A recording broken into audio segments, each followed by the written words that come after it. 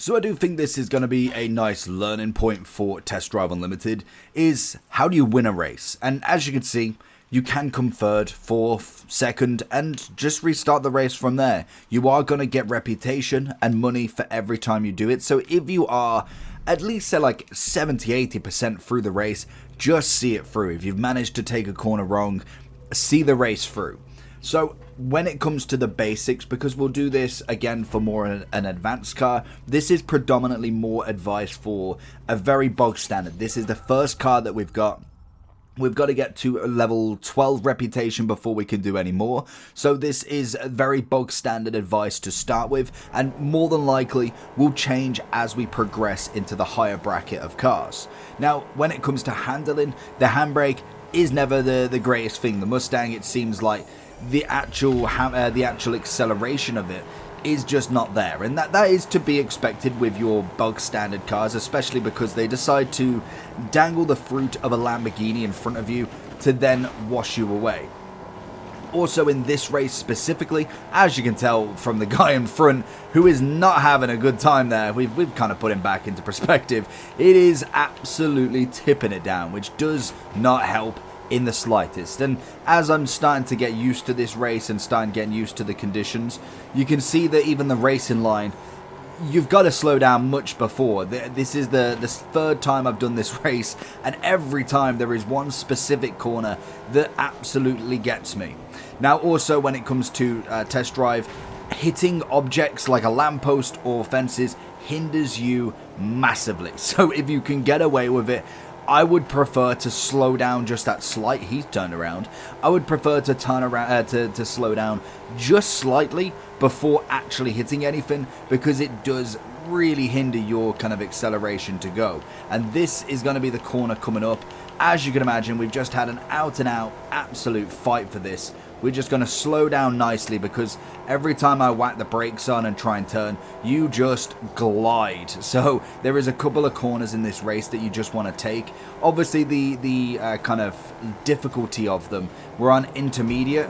Also, you can't actually spin a car out, which is good and annoying at the same time, because obviously sometimes it does help when you can just get to them, but you can only try and hit the back end of them, and trying to cut a little bit of corners might help, but naturally if you try it in this game, they just kind of almost use it as a little bit of a boost, to be honest. And then this is going to be the other corner as well that we want to really slow down on. Get to it. That's it again every time. That's the problem. You've been able to turn as well, and I'm not saying I'm an incredible driver at this. It's most definitely trying to learn the difference between this, Horizon, Need for Speed. There's all different types, and I found braking just like kind of feathering is kind of the way, and then really trying to make that turn in a lower car is going to be the better way. So I will show you a different race, because I'm probably going to concede defeat to this until we get a better car. I just cannot get that corner absolutely spot on. So for instance, going into this race, this is a time trial. These are a little bit different, especially with the lovely weather difference. I think the water is somewhat of an annoyance, most definitely, because obviously it's going to have a major impact depending on how your car handles as well. And I think the main thing is not necessarily to try and win every race, but to get to the point where you could either upgrade your car or change your car, and then you could go back. So that's going to be the big factor in this. Obviously with this race, it's just under I'd say just over 2 minutes in fact. So if you did want to kind of continue racing and earning credits, maybe you do prefer the single player, because it is just down to you then. And especially if you find an environment you much prefer a sunnier weather, it just works so much easier on itself.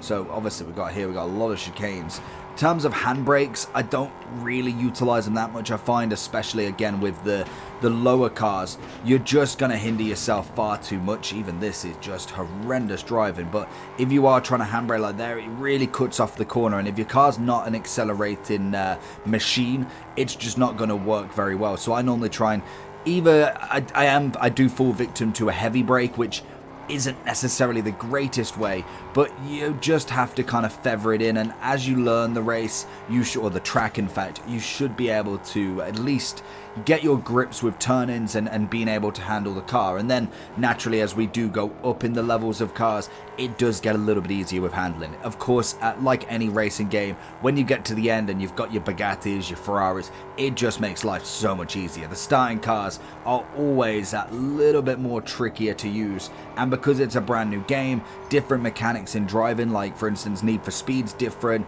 Forza is similar but still a bit different. It's all learning kind of how this works and how you handle it.